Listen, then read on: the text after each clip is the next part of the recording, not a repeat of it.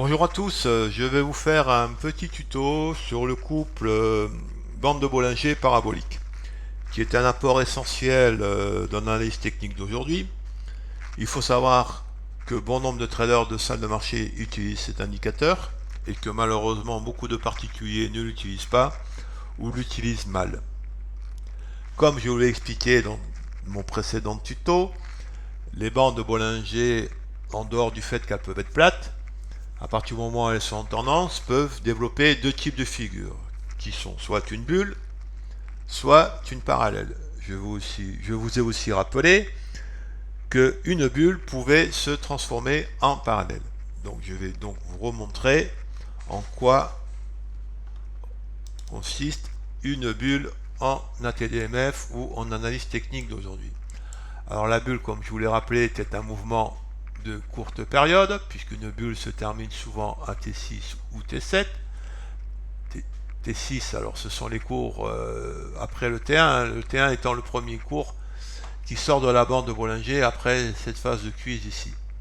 Et que nous apercevons que le mouvement se termine ici à T7 au retournement de la bande de Bollinger. Donc la gestion de notre position dans une bulle se fait par une sortie au retournement de la bande opposée ou par le croisement de notre indicateur stochastique qui n'est pas représenté sur cette figure. Je vais donc maintenant vous montrer une figure de type parallèle. Alors je vais me chercher un petit exemple. Attendez, parallèle, bulle, exercice. Il faut que je trouve ça. Voilà, parallèle. Alors, pareil, phase de quiz, T1, premier cours qui sort de la bande de Bollinger. Les bandes divergent pour devenir parallèles l'une à l'autre. Et là, on s'aperçoit que le mouvement est beaucoup plus long puisqu'il se termine à ici T33. C'est pas rien, hein, puisque là nous sommes sur une unité de temps hebdomadaire. 33 semaines de hausse consécutive, c'est pas négligeable.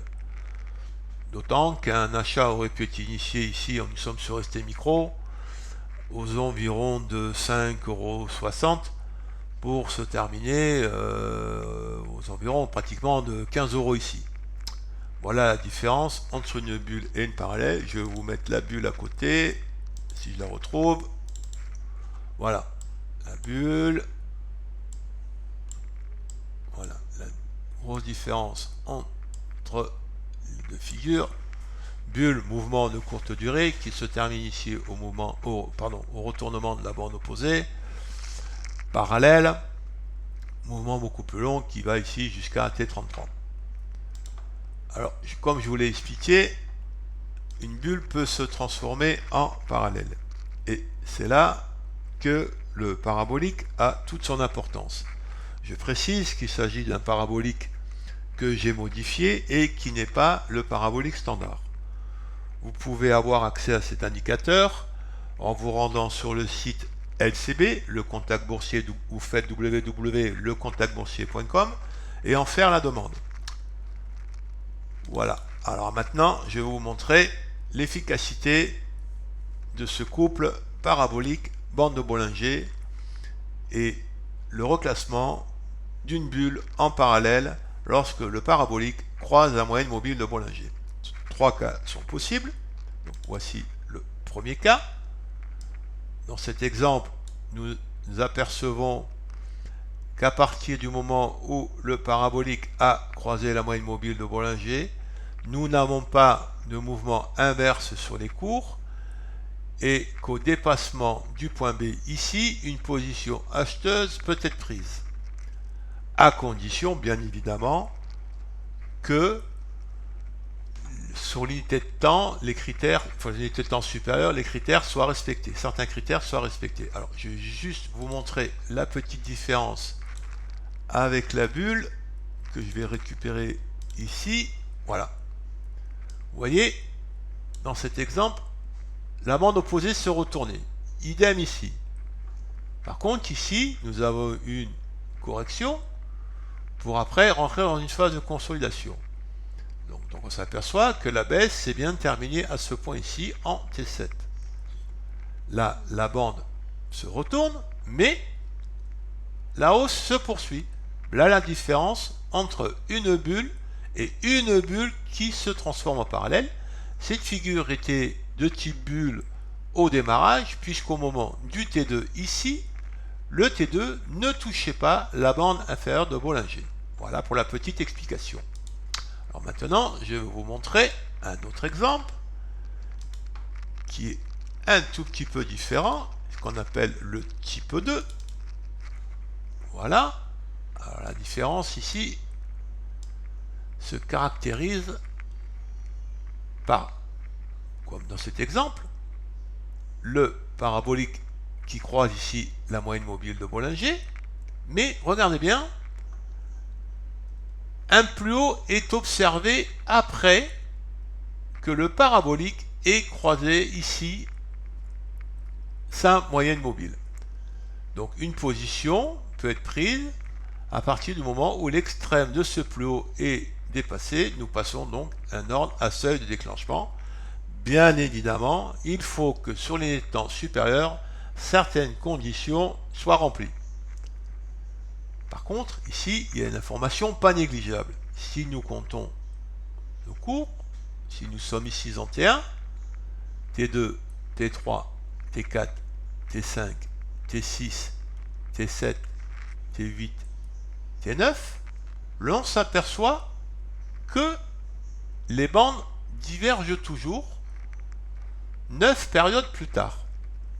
Il faut savoir qu'en analyse moderne, avec le parabolique ici modifié, dans ce type de situation, notre objectif est minimum T15. Et je vais vous le montrer. Là, nous sommes sur Peugeot. C'est une photo que j'ai prise en mars 2015. Donc, on va voir si effectivement nous sommes allés au minimum à T15. Alors, j'avais préparé ce petit exercice un peu avant. Et l'on s'aperçoit bien, que sur mon logiciel ici présent, nous sommes bien sur le titre Peugeot, que nous sommes en 2017. Et là, je vous ai reporté la figure, je vous montre, nous sommes bien en 2017. Là, je vous remets ici le schéma, oui c'est ça, la copie conforme de ce schéma, où l'on s'aperçoit que T1, T2, T3, T4, T5, T6, T7, T8, T9, les bandes divergent toujours. Ce cours ici est bien celui-là. Et l'on s'aperçoit, alors nous étions à T9, que T10, T11, T12, T13, T14, 15, 16, 17, 18, 19, 20, 21, 22, 23, 24, 25, 26, 27. On s'aperçoit que nous arrivons pratiquement à T30 avec un plus haut ici. Là, toute la différence et toute la richesse que peut vous apporter cet indicateur parabolique, plus communément appelé SAR. Je précise que c'est un parabolique modifié. N'utilisez pas le parabolique standard. Vous n'aurez pas le même effet. Il est complètement différent. Alors, je vous le rappelle, ce parabolique, vous pouvez l'avoir pour le logiciel ProRealTime en vous rendant sur le site Le Contact Boursier. On vous fera un plaisir de vous l'installer sur votre logiciel. Alors maintenant, je vais vous montrer un autre type de figure où le parabolique a toute son importance. C'est pas celui-là que je voulais vous montrer. Voilà, c'est celui-là. Alors là, nous sommes dans une figure, ce que nous appelons de type 3. Nous sommes toujours sur un démarrage de bulle, puisque ce cours ne touche pas ici la bande supérieure de Bollinger, que le parabolique a croisé sa moyenne mobile, mais la petite particularité ici, c'est que à partir du moment où le parabolique a croisé sa moyenne mobile, ici, il sert de support sans être touché. Et donc, une position peut être prise à l'achat à partir du moment où l'extrême de ce point A est dépassé, à condition bien évidemment que sur l'unité de temps supérieure, certaines conditions soient remplies. Voilà pour le couple parabolique ATDMF associé aux bandes de Bollinger. Je vous remercie, je vous souhaite une bonne journée, à bientôt peut-être pour un autre tuto. Merci.